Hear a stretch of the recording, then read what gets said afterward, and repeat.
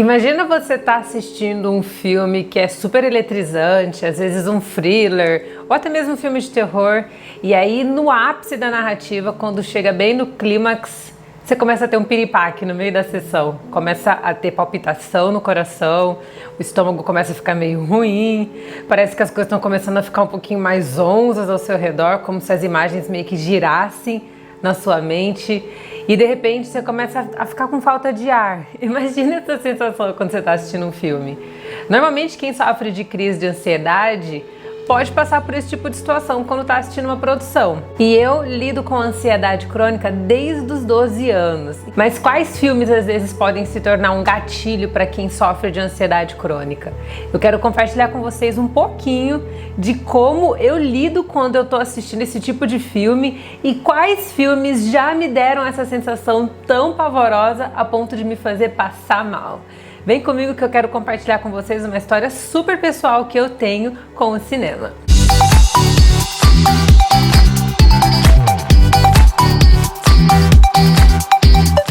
E aí galera, aqui é a Rafa Gomes do Flick Geek.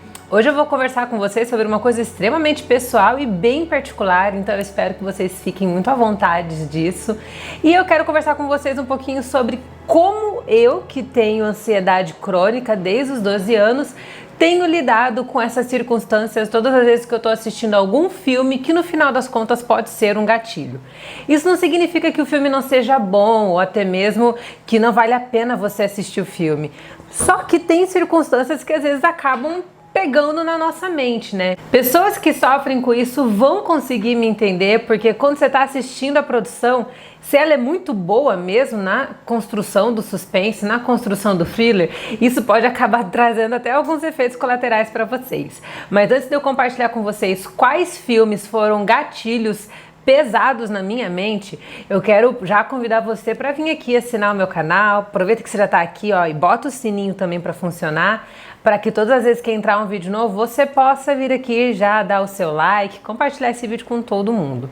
E além disso, ó, não esquece de me acompanhar lá nas redes sociais. Eu estou no Instagram, no @RafaGomes, e lá no Facebook também, no Flick Geek. Eu quero começar compartilhando com vocês um dos filmes mais recentes que eu assisti e que pegou pesado demais comigo. Primeiro eu quero que vocês saibam que eu conto isso com muito bom humor, porque, gente, não é porque você tem uma situação dessa que é um pouco mais delicada que significa que a vida perdeu a graça ou até mesmo que a situação não seja fácil de lidar, né? Então eu procuro tratar tudo sempre com muito bom humor e com muita leveza, até porque isso ajuda bastante na hora de lidar com a ansiedade. Mas o filme que eu assisti recentemente e que foi quase catastrófico na minha saúde emocional foi Midsommar, O Mal Não Espera a Noite. A produção é dirigida e roteirizada por Ari Aster, e nessa produção aqui a gente tem um grupo de amigos que acaba viajando para a Europa e vai acabar conhecendo um grupo muito peculiar, uma comunidade que é uma comunidade de um desses amigos que tá com eles dentro dessa viagem, e essa comunidade tem um ritual de verão que é muito bizarro, que acaba acarretando na morte de algumas pessoas, sacrifício de outras e, olha, circunstâncias bizarríssimas ali.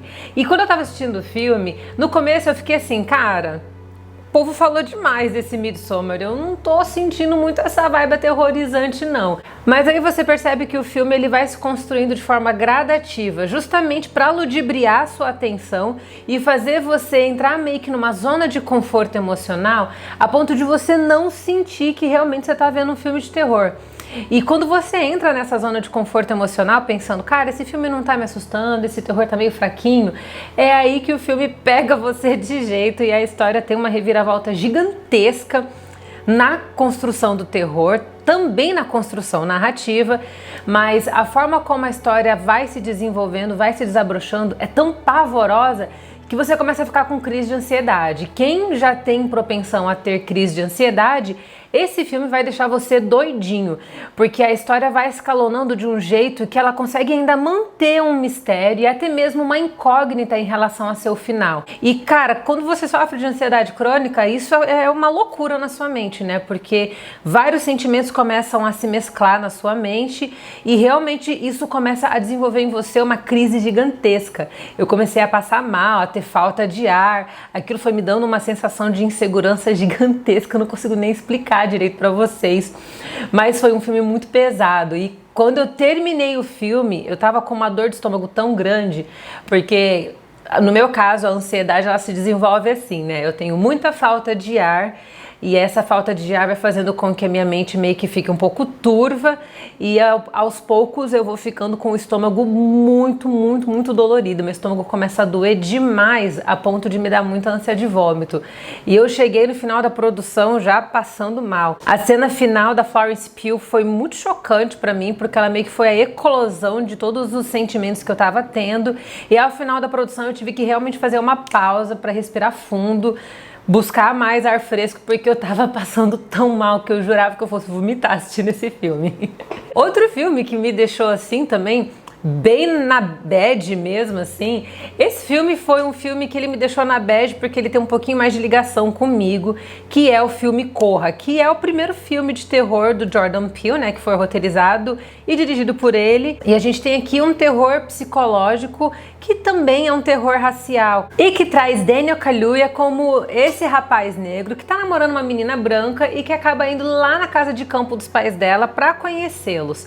Só que aquele fim de semana, conhecendo a família dela, acaba se tornando uma experiência bizarra. Como uma menina negra, né, que é fruto de um casamento birracial, né, meu pai é negro e minha mãe é branca, eu acabei crescendo em um ambiente um tanto racista. Eu estudava numa escola que era uma escola de elite, eu era bolsista numa escola de elite, e eu percebia nitidamente a diferença que havia entre eu e eles, principalmente por conta da cor.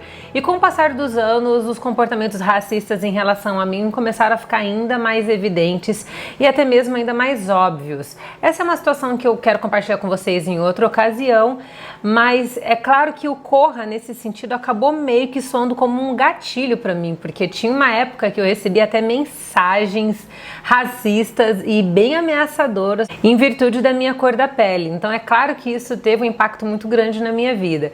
E quando você assiste Corra, que é um filme que tem uma pegada racial muito evidente e muito forte, aquilo na minha mente, além de me trazer a um período onde eu sofria muito bullying e racismo, também acabou afetando um pouquinho na questão da ansiedade. Até porque eu desenvolvi ansiedade na época da escola, eu estava com 12 anos de idade quando eu comecei a desenvolver ansiedade crônica.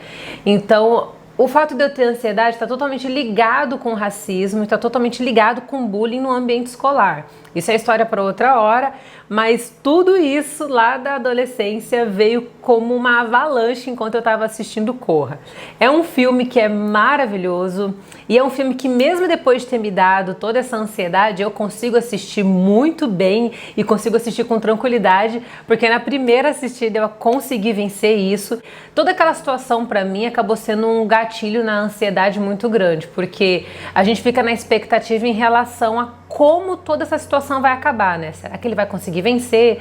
Será que aquela família vai morrer ou não? Será que ele vai morrer? A gente já viu vários caras negros desaparecendo ali dentro da narrativa e ele é o cara que vai ser a prova dos 9, né? Será que ele sobrevive ou não? Então todo esse contexto acabava me lembrando as minhas circunstâncias do passado e isso fazia com que eu tivesse uma crise de ansiedade muito forte. Ela não chegou a ser do mesmo padrão de Midsommar, mas ela chegou bem pertinho ali. Mas antes da gente continuar com essa lista bem legal sobre os filmes que me deram ansiedade, eu queria até aproveitar a ocasião e compartilhar algo com vocês que tem me ajudado muito justamente a lidar com a ansiedade. Eu tenho esse livro aqui, ó, que é o livro que a minha psicóloga me indicou, que se chama Fale a Verdade Consigo Mesmo, que é escrito por 2 psicólogos bem consagrados, que é o William Backus e a Mary Chapin. E esse livro aqui, ele ajuda muito a gente até mesmo a discernir esses pensamentos que a gente tem e até mesmo discernir e compreender todo o processo que faz com que um pequeno nervosismo se transforma em uma grandiosa crise de ansiedade. Esse livro para mim, gente, ele é realmente o meu livro de cabeceira. Você pode ver que ele tá até um pouquinho gasto aqui. Cara, tem as minhas anotações aqui, eu tô sempre fazendo anotações, ó, tem um monte de coisa grifada aqui, porque esse livro pra mim é realmente um livro que me ajuda demais a lidar com a ansiedade e tem me ajudado até mesmo a vencer essa questão na minha vida. Então é claro que eu queria aproveitar a oportunidade e compartilhar com vocês algo que tem sido muito útil. Se você sofre de depressão, ansiedade crônica, síndrome do pânico ou qualquer outra doença da alma, né, que são essas doenças que mexem com o nosso emocional, eu te indico muito o livro Fale a Verdade Consigo Mesmo, porque aqui ele traz todos os mecanismos que você precisa para conseguir enfrentar esse probleminha aí e começar a levar uma vida mais saudável e, é claro, uma vida mais plena, em que você consiga desfrutar de tudo e saiba lidar com cada circunstância sem que isso afete o seu emocional. Cara, outro filme que foi um gatilho gigantesco para ansiedade foi Coringa. Eu assisti Coringa no Festival de Toronto em 2019. Coringa dispensa apresentações, né? Porque se você não viu Coringa até hoje, então você precisa corrigir isso, mas você pelo menos sabe a premissa da produção, porque foi o filme mais falado dos últimos meses. E eu tava com uma expectativa muito grande. Eu sou apaixonada pelos quadrinhos da DC. Coringa é o meu vilão favorito, assim como Batman é o meu super-herói favorito. Então, eu tenho uma relação muito íntima com o universo de Batman.